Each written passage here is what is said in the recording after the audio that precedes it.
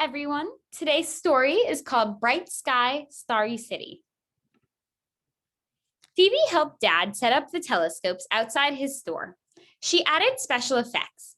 Mercury, Venus, Earth, Mars, Jupiter, Saturn, Uranus, Neptune. Phoebe sang the planet names as they drew. She thought of them spinning on their axes, going round and round the sun, over and over forever and ever. Two of the planets, Saturn and Mars, would be up in the sky later. Between those buildings, they'd be up, but Phoebe worried she wouldn't be able to see them. Would anyone? Dad knew where to look, but city lights always turned the night sky gray and dull. People hurried past, hugging themselves against the wind, while Phoebe made her planets: Mercury, Venus, Earth, Mars, Jupiter, Saturn, Uranus, Neptune spin on the sidewalk. Streetlights blinked on, neon signs flashed and flickered. Up in the sky, something faint tried to glimmer through. "What's that star?" Phoebe asked. "Vega," said Dad. "Deneb?" It was hard to tell. "Where are Mars and Saturn?" said Phoebe. "Over in the west," said Dad. "If we were out in the country, we could see them. The city lights wouldn't spoil the night sky." But they were not in the country. "It's not fair," Phoebe said. She closed her eyes and wished for all the bright lights to disappear. All those blinking, flashing, glowing lights that sent pale fingers up into the sky. She longed for the city lights to go out. Just for a while, just to give the night sky a chance. The wind whistled. A fat drop fell on Phoebe's nose, another in her hair, then more and more, splattering the sidewalk. "Sorry, Phoebe," said Dad. "We'd better pack it in." Rain blurred the lights. Clouds blotted out the sky. Dad hurried Phoebe back into the shop. Phoebe peered through the window at her sidewalk solar system dissolving into chalky streams. "Maybe we should just go home," Dad said. But Phoebe did not want to go home. She wanted a beautiful inky black night. Lightning crackled the sky. Phoebe counted the seconds, 1 to 10. Thunder clashed. "Let's wait for the rain to stop," said Phoebe. "Could be a while," Dad warned. "What about Mars and Saturn?" said Phoebe. Dad just shook his head. Crash, boom. The echoes faded, but something had changed. Where were all the lights? With the city suddenly darkened, Phoebe and Dad sat in the store listening to the rain. At last, at long last, the downpour slowed from torrent to shower, to pitter-patter drip. Phoebe had never heard anything so glorious. When the last drops had fallen, when the wind had died down, and the clouds were gone, Phoebe and Dad ventured outside. Above the newly washed city, with the power still out, glowing, sparkling, gleaming lights painted the night. Some faint, some brilliant, some clustered together, and some scattering fiercely through the inky darkness. Stars in the hundreds, some in constellations that Phoebe had only ever seen in pictures. And there they were, right where they should be. Two bright and steady points of light, Saturn and Mars, close to each other in the western sky. People milled around, talking, pointing, laughing, looking all at once, all together under the stars. Phoebe squinted through the telescope at Saturn dazzle, misty, magical floating rings, and the faint dot of the planet's biggest moon. Somewhere in there, too, far to spot, Phoebe imagined the rest of Saturn's many moons, including the small rocky one that she was named for. Dad turned the telescopes, focusing on one cluster of stars and then another. How deep the night was and how endless. Then, adjusting to the darkness, Phoebe saw something she'd never seen before. A pale, gauzy, whitish band low in the eastern sky. "What's that cloud?" Phoebe said. "The Milky Way," Dad said. That's part of our galaxy you're looking at." Phoebe breathed in the night with all its stars and planets. "What a bright, bright sky," she whispered. It's a starry city, all right, said Dad. And it was.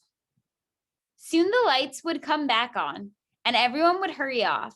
But for the brief time above the dark city, there was the bright night sky.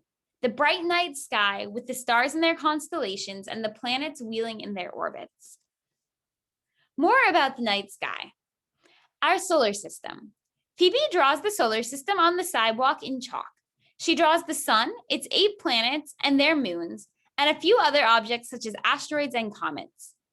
For centuries, people observed points of light that seemed to move across the night sky. The ancient Greeks called these objects planets, meaning wanderers. We now know that the planets appear to move across the sky because they are going around the sun in oval paths called orbits. Ancient people knew only 5 planets. The Romans named them after their gods: Jupiter, king of the gods; Mars, god of war; Mercury, messenger of the gods; Venus, goddess of love and beauty; and Saturn, father of Jupiter and god of agriculture. Long ago, skywatchers also saw comets with ghostly tails and meteors or shooting stars that seemed to fall from the sky. In the 17th century, the scientist and scholar Galileo Galilei built a telescope with which he was able to see details such as craters on the moons of Jupiter, and sunspots. Better telescopes led to the discovery of more planets. We now know of 8 planets that orbit the sun: Mercury, Venus, our own Earth, Mars, Jupiter, Saturn, Uranus, and Neptune. Pluto was once considered a planet. Now it is described as a dwarf planet, along with other planets like Ceres and Eris. The 4 planets closest to the sun, Mercury, Venus, Earth, and Mars, are called the inner or terrestrial planets because they have solid rocky surfaces. The 4 large planets beyond the orbit of Mars, Jupiter, Saturn, Uranus, and Neptune, are called gas giants. Our sun and all its planets are part of the Milky Way, a flat disc-shaped galaxy with spiral arms. Our solar system is located in one of the outer spiral arms. Planetary conjunctions. Planets move around the sun at different speeds. As a result, sometimes 2 or more planets can appear near one another in the sky, even though they are really millions of miles apart in space. This is called a planetary conjunction. Although the planets are generally visible in both the northern and southern hemispheres, their height above the horizon varies depending on your time zone and on where you are. And so astronomical events like planetary conjunctions may be visible from some areas and not others. Conjunctions of 2 planets are quite common. It is more unusual to see 3 or more planets appearing close together. We are, of course, unable to see conjunctions that may occur during daytime. In a rare conjunction in 2002, Saturn, Jupiter, Mars, Venus, and Mercury could all be seen in the sky at the same time. In this story, Phoebe sees a conjunction of Saturn and Mars. A conjunction like this one was visible from parts of North America in June 2006. Moons. Phoebe is especially excited about seeing Saturn because she's named after one of its moons. Moons are also called satellites. They are usually solid bodies that come in many shapes, sizes, and types. Astronomers have found over 100 moons orbiting planets in our solar system. Of the inner planets, Mercury and Venus have no moons. We on Earth, of course, know our moon well. Mars has 2 small moons, Phobos and Deimos. In the outer solar system, Jupiter, Saturn, Uranus, and Neptune have many moons. One of Jupiter's moons, Ganymede, is bigger than the planet Mercury. If it were orbiting the sun on its own instead of circling Jupiter, we might have to call it a planet. Another of Jupiter's moons, Io, has volcanoes that erupt with sulfur vapors. Dozens of icy moons orbit Saturn. The astronomers continue to discover new small moons circling the planet. The moon with which Phoebe shares her name is roughly spherical. It rotates on its axis every 9 hours and completes a full orbit around Saturn in about 18 months. Phoebe probably can't see her namesake moon when she looks through Dad's telescope, but she can certainly imagine its shape and its elliptical orbit. Planetary rings. Cosmic dust and other small particles trace their own paths around the sun and also around some planets. To us on Earth, these particles may look like rings around the planet. Saturn was once thought to be the only planet with rings. Now we know that ring systems also exist around the other three gas giants, Jupiter, Uranus, and Neptune. Saturn's rings are spectacular. You can see them even through a small telescope. They seem to float magically around the planet. No wonder Phoebe is enchanted by the sight. No wonder scientists are driven to find out more and more about the extraordinary universe in which we live. Telescopes. Phoebe's dad sets up telescopes for everyone to look at the bright stars and planets in the suddenly darkened sky. The type of telescope you can buy in a store is called an optical telescope. It is an instrument built with lenses or mirrors that allows viewers to see distant objects. Light pollution. The night sky in the countryside looks quite different than the sky over a large city. In the country, you can see many more stars and planets. Far from urban lights, you might see part of our own galaxy, the Milky Way, spread out across the sky.